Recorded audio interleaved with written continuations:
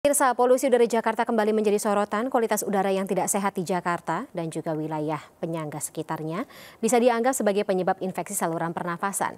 Dalam hal ini, apakah aktivitas fisik di luar ruangan perlu dibatasi atau jika tetap kita harus melakukannya, perlukah situasi atau katakanlah infrastruktur pendukung supaya kita tetap bisa beraktivitas? Kita akan bahas bersama dengan juru kampanye iklim dan energi Greenpeace, Bondan Andrianus. Selamat sore, Pak Bondan. Selamat sore Mbak Fani, selamat sore pendengar semua.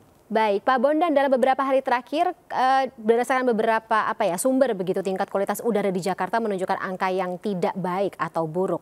Bisa dijelaskan mungkin ini faktor penyebabnya apa saja? Ya, kalau bicara faktor sebenarnya data dari DKI sendiri menyebutkan polusi udara bersumber dari transportasi, industri, pembangkit listrik batubara, dan terakhir yang terbesar ketiganya adalah pembakaran sampah, open waste burning, dan ini sudah dipublish datanya di 2020. Gabung semua jadi satu ya? Iya. Bagaimana, Mas Bondan, boleh teruskan?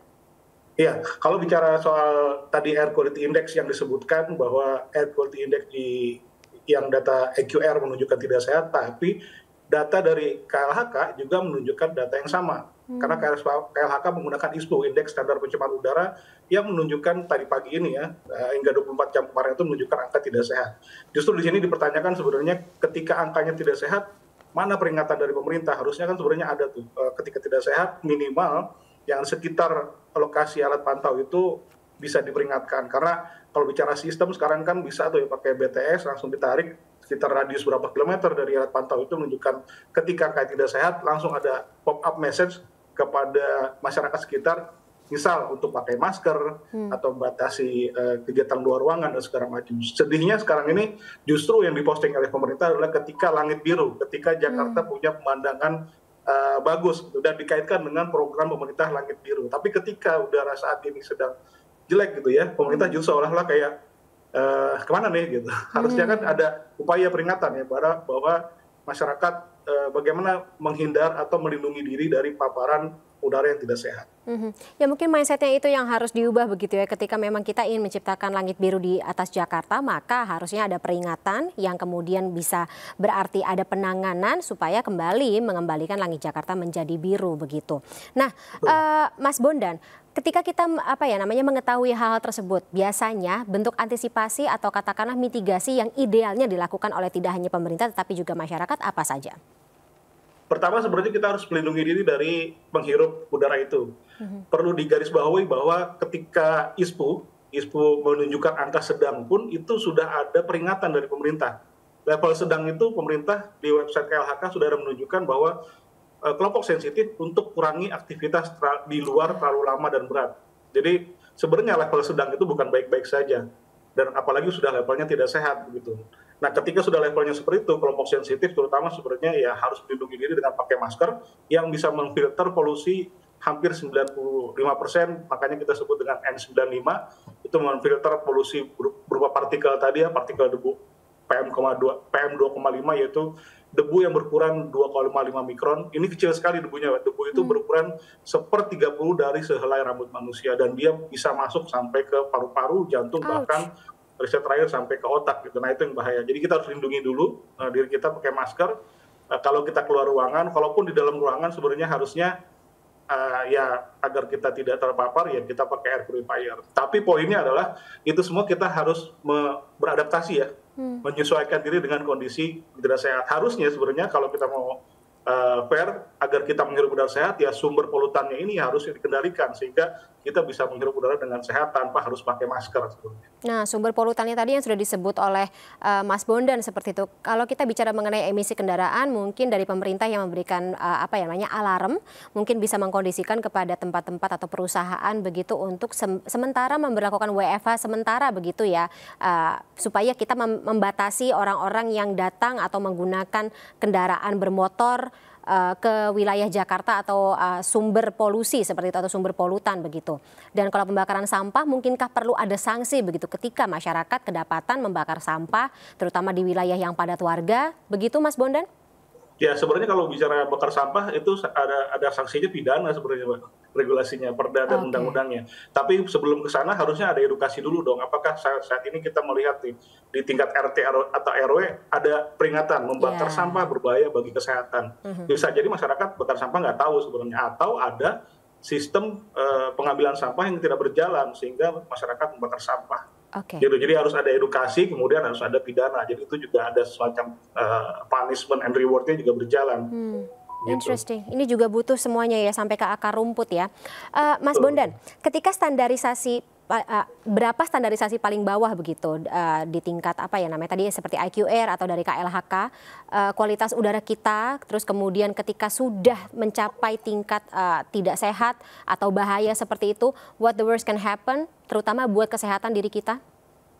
Ya, sebenarnya riset di tahun 2002 mengatakan bahwa kita tidak perlu menunggu 24 jam untuk melihat apa yang terjadi pada tubuh kita ketika kita menghirup O3 atau PM2,5 pada level tidak sehat. 10 menit aja kita menghirup udara PM2,5 dan O3, ozon itu tidak sehat, itu sudah ada tanda-tanda pembengkakan arteri dalam tubuh kita. Artinya tanpa sadar, itu kalau kita 10 menit, jadi 20 menit, tidak 1 jam harian, itu kita akan mendapatkan dampak jangka panjang yang mungkin akan berbeda setiap orang. Tapi jangka pendeknya, bagi orang yang kelompok sensitif, misalnya kulitnya punya iritasi, dia bisa langsung gatal, matanya kena iritasi, bisa aja langsung iritasi, bahkan untuk beberapa kelompok sensitif bisa langsung terkena ISPA.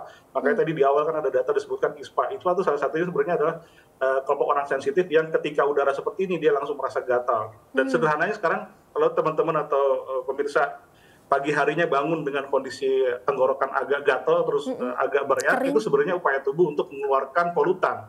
Si PM10, polutan yang berukuran 10 mikron. Tapi yang 2,5 ya, 2,5 mikron itu masuk ke dalam tubuh. Nah, jangan heran kalau pagi-pagi kita aktivitas di luar gitu ya, kok besok paginya agak serak-serak nih. Nah, itu sebenarnya upaya tubuh untuk mengeluarkan polutan. Tapi PM2,5 tadi, dia akan masuk ke dalam tubuh dan stay forever di sana. Nah, ketika kita sedang lemah, dia akan menjadi menumpuk dan penyakitnya bisa macam-macam. Kanker misalnya, bahkan stroke jangka panjangnya. Baik. Nah, Mas Bondan, yang bisa kita lakukan begitu ya sebagai individu, selain mengurangi aktivitas di luar rumah terlebih dahulu atau mengurangi durasi kita memakai kendaraan bermotor begitu ya, atau menggunakan kendaraan bermotor, dan juga melakukan tindakan-tindakan yang tadi bisa memicu atau menambah sumber polutan seperti itu, kira-kira apalagi menggunakan masker yang seperti apa, terus kemudian juga mungkin menanam pohon apa saja gitu yang bisa membantu untuk mengurangi dampak buruk begitu dari polutan tersebut, atau seperti apa lagi, Mas Bondan?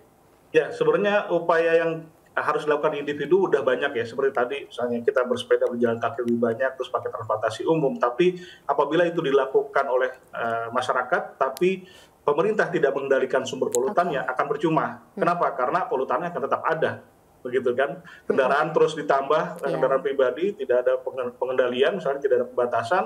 Kemudian industri-industri yang mengeluarkan polutan tidak ada hukuman ketika dia jelas-jelas mencemari gitu ya, itu akan percuma. Artinya apapun kita bisa lakukan dengan melindungi diri agar tidak terpapar, melindungi diri kita dan melindungi orang tercinta di rumah kita.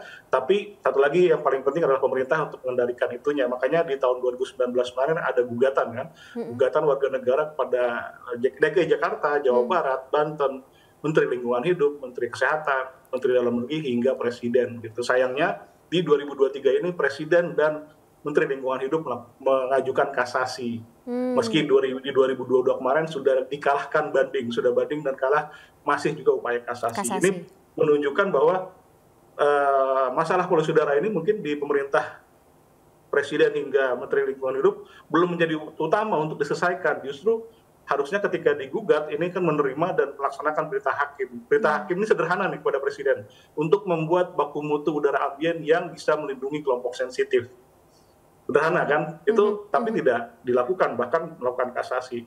Lingkungan hidup itu diperintahkan hakim untuk memonitoring Jawa Barat, Banten, DKI Jakarta untuk menangani masalah pencemaran udara dan mengendalikan sumber pencemarnya begitu. Oke, sedikit mungkin Mas Bondan saya ingin gali terkait dengan materi kasasi tersebut. Apakah sudah ada bentuk media diskusi begitu, dialog antara stakeholder terkait dari Greenpeace? Diskusi waktu itu di awal-awal persidangan ada, ada semacam ketemu langsung, tapi tidak terjadi kesepakatan. Artinya ya kita minta sebenarnya kan pemerintah melaksanakan tugasnya untuk melindungi masyarakat. Lindungin dengan sederhana, misalnya memberikan data polusi udara tadi. Tadi kan disebutkan ketika ISPU tidak sehat, mana pemerintah? Dari 2019 loh ini digugat, tapi kok terus berulang ketika musim kemarau saat ini, April, Mei, Juni, Juli, Agustus, dan DKI Jakarta juga menyebutkan dalam risetnya memang di bulan-bulan itulah terjadi peningkatan polutan. Jadi tidak heran ketika bulan-bulan seperti ini banyak yang mengeluhkan sakit, ISPA, bahkan anak-anak kecil banyak yang panas tiba-tiba. Dan itu terjadi setiap tahun, bahkan data di KLHK sendiri menunjukkan dalam 1 tahun, udara yang sehat itu hanya 15%, bayangkan. Udara yang sehat hanya 5%, artinya kan ini sudah terjadi bertahun-tahun, tapi tidak ada upaya yang serius, gitu. Dan tidak ada upaya yang, kalau kita bisa bilang, Jakarta ini tidak bisa berdiri sendiri, harus ada Jawa Barat dan Banten yang duduk bersama untuk mengendalikan ini. Karena katakanlah transportasi, Jakarta tidak bisa mengendalikan mobil dari Jawa Barat dan Banten untuk masuk Jakarta. Harusnya ada duduk bareng bagaimana upayanya begitu ya. Kemudian mengontrol jumlah kendaraan hingga tidak terus bertambah. Transportasi, harusnya ada transportasi yang terkoneksi dari luar Jakarta masuk dalam Jakarta. Industri juga, mungkin Jakarta sudah tidak ada industri, tapi di luar Jakarta misalnya masih banyak industri. Karena bicara polusi udara ini lintas batas, tidak bisa kita batasi hanya Jakarta saja, Jawa Barat, Banten aja gitu. Harusnya ada duduk bareng semuanya, bahkan sampai monitoring presiden untuk melihat bagaimana ini teratasi dengan baik begitu. Kalau saat ini presiden dan menteri lingkungan hidup masih kasasi, ini membuktikan bahwa ya tidak serius untuk mengatasi polusi udara ini. Bahkan sudah digugat ya. Gugatan ini citizen lawsuit-nya bukan meminta ganti rugi loh, meminta pemerintah melakukan tugasnya, dan hakim sudah memutuskan bahwa pemerintah salah melakukan perbuatan melawan hukum gitu. Tapi yang diambil malah kasasi gitu. Itu yang sudah disayangkan. Oke, baik Mas Bondan. Lagi-lagi semoga ini menjadi sebuah materi atau pertimbangan begitu ya, lagi-lagi demi cita-cita bersama kita ingin kembali membirukan begitu tidak hanya langit Jakarta tapi juga tentunya langit Indonesia. Terima kasih sebelumnya Mas Bondan atas informasinya, atas insight-nya selaku juru kampanye iklim dan energi Greenpeace. Sehat selalu Mas Bondan, kita juga sehat-sehat selalu semuanya. Selamat sore, sampai jumpa.